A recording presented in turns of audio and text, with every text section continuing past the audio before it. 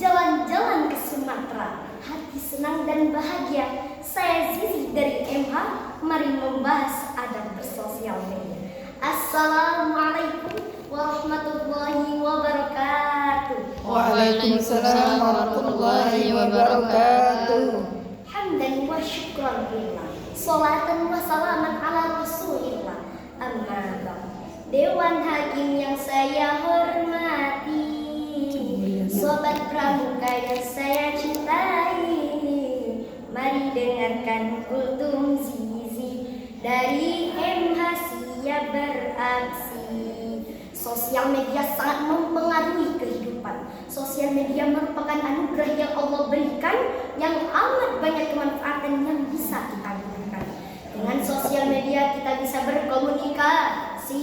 Dengan sosial media kita bisa bersilaturahmi. Dengan sosial media kita bisa mendapatkan informasi. Tapi hati-hati, karena ada dampak negatif juga yang menarik, seperti ujaran kebencian, pembulian, bahkan sarang kemaksiatan. Oleh karena itu, agar kita terhindar dari dampak-dampak negatif bersosial media, perlu untuk kita ketahui adab bersosial media. Apa itu? Yang pertama, kita harus mempunyai niat yang baik, niat karena Allah.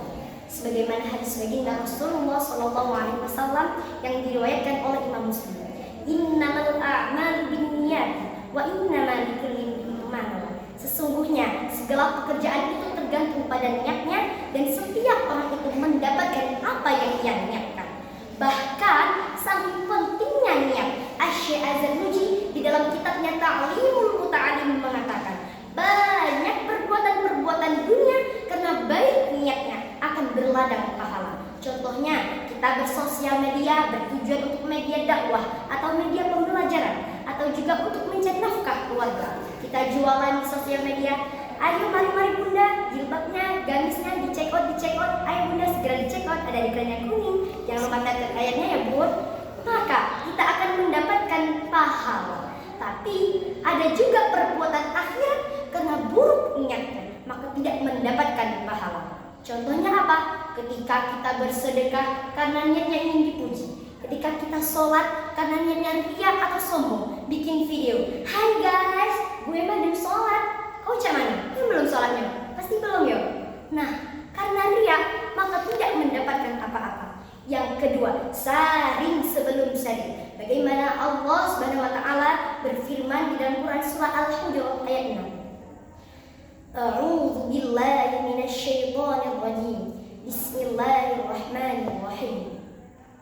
Ya ayyuhalladzina amanu in ja'akum fasiqun binaba'in fatabayyanu an tusibu qauman bijahalatin fatusbihu 'ala ma fa'altum nadimin. Wahai orang-orang yang beriman, apabila datang orang fasik kepadamu membawa kabar, maka perbaiki ataupun kita lihat kebenarannya, agar kamu tidak mencelakakan suatu kaum akibat kecerobohanmu dan kamu menyesali perbuatan tersebut. Sobat Pramuka, sosial media ini sangat luas, sosial media ini sangat terbuka, banyak informasi-informasi di dalamnya, baik yang benar maupun yang hoax. Maka dari itu, kita memerlukan adab, kita memerlukan filter agar aman dan nyaman dalam bersosial media. Apa filternya? Yakni keimanan. Saring dulu sebelum sharing, kaji dulu sebelum menghakimi. Posting yang penting, jangan asal yang penting posting. Yang baik belum tentu benar, yang benar belum tentu pantas disebar, dan yang benar juga belum tentu bermanfaat. Sekarang ini perkembangan informasi teknologi merubah pola pikir dan perbuatan manusia.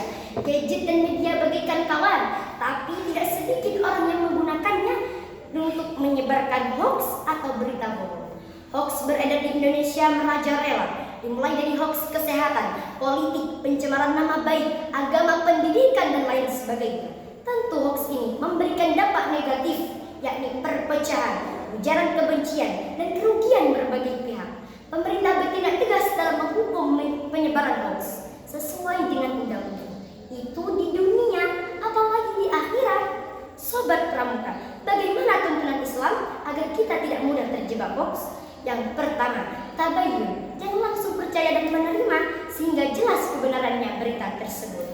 Yang pertama, tabayun itu tadi membuat kita akan langsung percaya dan menerima sehingga jelas kebenarannya. Yang kedua ialah kita harus menyebarkan setelah benar. Bila ada data-data belum fakta, janganlah engkau menyebar berita. Nanti akan ada banyak mata-mata, tak jelas sumbernya bisa berbahaya. Gak bahaya tak?